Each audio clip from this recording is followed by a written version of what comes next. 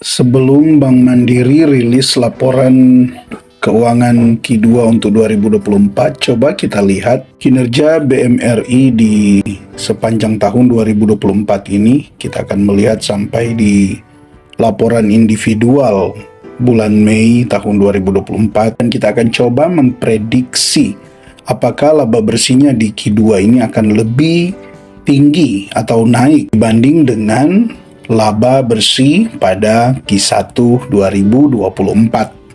Salam IHSG, investor harus selalu gembira. Nah, sobat investor, di sini kita akan memantau untuk kinerja BMRI di sepanjang tahun 2024 ini sampai di bulan Mei. Ya, saya sudah membuatkan catatan untuk data dari laporan keuangan individual BMRI di sepanjang tahun 2024, dan kita akan coba memantau itu di sini ya. Kita akan melihat laporan keuangan ini. Langsung saja kita mulai dari kredit yang diberikan ya. Kalau kita lihat untuk Bank Mandiri ini, dari kredit yang disalurkan terus mengalami peningkatan dari sejak bulan Januari sampai dengan bulan Mei 2024 itu mengalami peningkatan, di mana di bulan Januari dia menyalurkan kreditnya 1.095 triliun, sedangkan masuk di bulan Mei dia sudah ada di 1.152 triliun untuk penyaluran kreditnya. Nah, kalau kita bandingkan dengan tahun sebelumnya, maka terpantau di sini untuk BMRI secara year on year dalam penyaluran kreditnya terpantau ini mengalami peningkatan ya, karena di tahun 2023 kemarin di bulan yang sama, di bulan Mei, penyaluran kreditnya hanya di 964 triliun, sedangkan masuk di bulan Mei tahun 2024 sudah di 1.152 triliun. Artinya ini dia naik atau tumbuh 19,5% untuk penyaluran kreditnya jika dibandingkan dengan tahun sebelumnya untuk periode berjalan Januari sampai dengan bulan Mei. Nah, selanjutnya kita akan melihat dari CKPN. Terpantau di sini untuk CKPN BMRI di tahun 2024 ini, bulan Januari dia ada di angka 43,3 triliun, masuk di bulan Mei 2024 ini sudah di angka 42,681. Artinya secara keseluruhan sepanjang tahun 2024 ini CKPN BMRI ini berkurang ya. Jika dibandingkan dengan tahun sebelumnya, tahun 2023, maka terpantau BMRI justru mengalami penurunan untuk CKPN-nya jika dibandingkan dengan tahun sebelumnya. Atau secara year on year-nya dia mengalami penurunan di kisaran 22%, turun untuk CKPN-nya dibandingkan dengan tahun sebelumnya. Nah, kita lanjut ya, sobat investor. Kita lihat di sini juga ini sangat menarik untuk BMRI ketika melihat dana pihak ketiganya. Ya, saya catat di sini yaitu giro, tabungan, dan juga deposito. Maka secara keseluruhan di sini untuk giro, tabungan, dan deposito yang ada ini, tiga-tiganya mengalami peningkatan jika dibandingkan dengan bulan Januari kemarin, di mana di bulan Januari masuk tahun 2024 total giro yang ada di BMRI ada di 507,7 triliun. Masuk di bulan Mei dia sudah tumbuh menjadi 560,2 triliun. Begitu juga dengan tabungan, di bulan Januari 457,3 triliun. Masuk di bulan Mei dia sudah ada di 474,3 triliun. Artinya ini juga mengalami pertumbuhan. Nah, untuk deposito yang ada, BMRI di bulan Januari 245,8 triliun, masuk di bulan Mei dia sudah ada di 261,4 triliun. Secara keseluruhan dana pihak ketiga ini mengalami peningkatan ya, mengalami peningkatan yang cukup signifikan atau tumbuh kisaran 13% jika dibandingkan dengan tahun sebelumnya, atau secara year on year dana pihak ketiga dari BMRI ini tumbuh 13%. Nah, yang menariknya di sini dengan tumbuhnya 13% secara year on year periode berjalan Januari sampai Mei, maka yang menarik di sini adalah justru yang mengalami peningkatan yang cukup signifikan ada di dana murahnya, yaitu di sini ya, di giro dan juga tabungannya mengalami peningkatan yang cukup signifikan. Nah, tentu ini akan berdampak baik untuk BMRI ke depan. Tandanya di tahun 2024 ini BMRI ini masih sangat bagus, di mana dana pihak ketiganya terus meningkat, dan yang meningkat signifikan juga itu adalah dana murahnya, jasanya yang meningkat cukup signifikan. Nah, kita lihat di sini ya, pendapatan bunga bersihnya BMRI di sini cukup bagus peningkatannya, karena bulan Januari dia di 5,8 triliun, bulan Mei dia sudah di 30,4 triliun. Artinya ini terus mengalami pertumbuhan ya. Nah, jika kita bandingkan dengan tahun sebelumnya atau secara year on year-nya, BMRI ini untuk pendapatan bunga bersih masih meningkat. Ya, meningkatnya juga lumayan ya, masih meningkat di kisaran 5,2% untuk pendapatan bunga bersih dari BMRI. Nah, selanjutnya kita lihat dari impairment-nya atau kerugian penurunan nilai aset keuangan.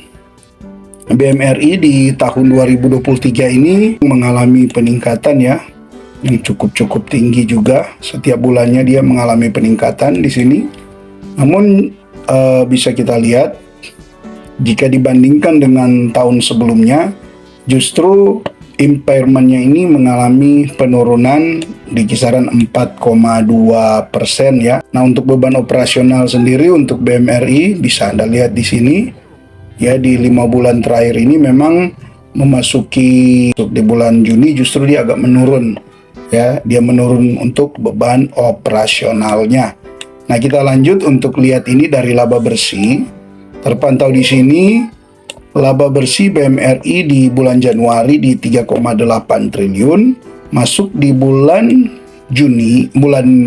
Mei 2024 ini sudah di angka 19,6 triliun. Dibandingkan dengan bulan sebelumnya, dia masih ada di kisaran 15 triliun, maka peningkatannya cukup tinggi di bulan Mei ini ya, kemarin ini ya, yaitu dia meningkat 30,2% MOM-nya. Namun jika dibandingkan dengan tahun sebelumnya, year on year-nya, dia hanya meningkat di kisaran 6,4%.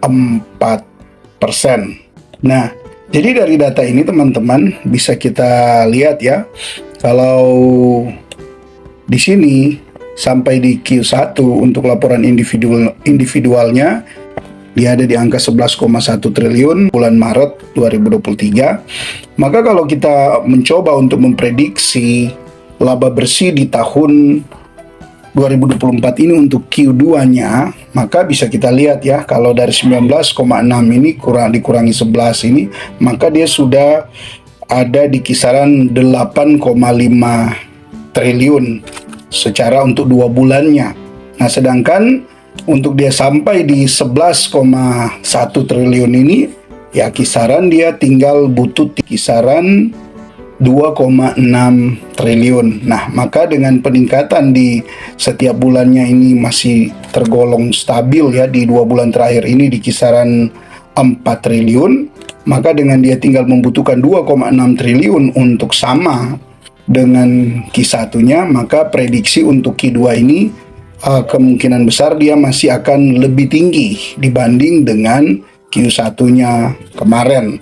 Dan kalau dari prediksi saya untuk pertumbuhan Q on Q-nya perbandingan Q1 dan Q2 2024 BMRI, prediksi saya sih masih dia akan tumbuh di kisaran ini ya, 8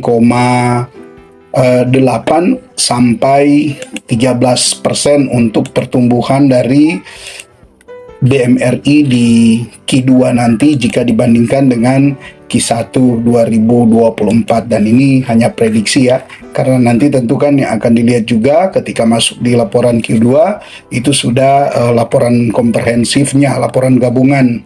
Sedangkan ini kita hanya melihat dari laporan individualnya, tetapi setidaknya jika kinerjanya ya kurang lebih lah sama dengan bulan-bulan sebelumnya, ya maka kemungkinan dia meningkat, tetapi hanya di kisaran 8-10%. Namun jika kinerjanya sedikit lebih bagus dibandingkan dengan saat bulan April dan bulan Mei, maka dia bisa mencapai di kisaran 10-13%. Ya, itu sekedar prediksi untuk laporan keuangan Q2 dari BMRI. Maka dengan situasi sekarang ini untuk BMRI sebenarnya ya Anda bisa hitung sendiri, Anda bisa analisa sendiri apakah di harga sekarang ini BMRI itu masih layak untuk dikoleksi, dan Anda bisa menganalisa lebih lagi untuk pertumbuhannya ke depan, terutama di tahun 2024 ini akan seperti apa dengan catatan-catatan pentingnya kita sudah dapati di sini. Yang pertama, untuk penyaluran kredit secara year on year dia tumbuh 19,5%. Dan untuk CKPN-nya secara year on year dia turun 22%. Sedangkan untuk dana pihak ketiganya tumbuh 13% secara year on year, dan yang paling besar itu peningkatannya ada di dana murah, yaitu di giro dan di tabungan. Sedangkan kalau kita lihat dari pendapatan bunga bersihnya, maka di sini secara year on year dia masih tumbuh 5,2%. Nah, untuk impairment atau kerugian penurunan nilai aset secara permanen untuk aset keuangan ini dibandingkan dengan tahun sebelumnya dia membaik ya, karena di sini turun 4,2%. Sedangkan untuk laba bersihnya dibandingkan dengan bulan sebelumnya dia naik 30,2%, dan jika dibandingkan dengan periode berjalan Januari sampai Mei tahun 2023, untuk 2024 ini dia masih meningkat 6,4%. Nah, berdasarkan data ini, prediksi saya BMRI masih akan tumbuh laba bersihnya di kisaran 8-13%. Sekali lagi, ini hanya prediksi, bisa tepat, bisa juga kurang, atau bisa juga lebih dari apa yang saya prediksikan ini. Oke, terima kasih. Tetap semangat berinvestasi. Salam IHSG Investor harus selalu gembira.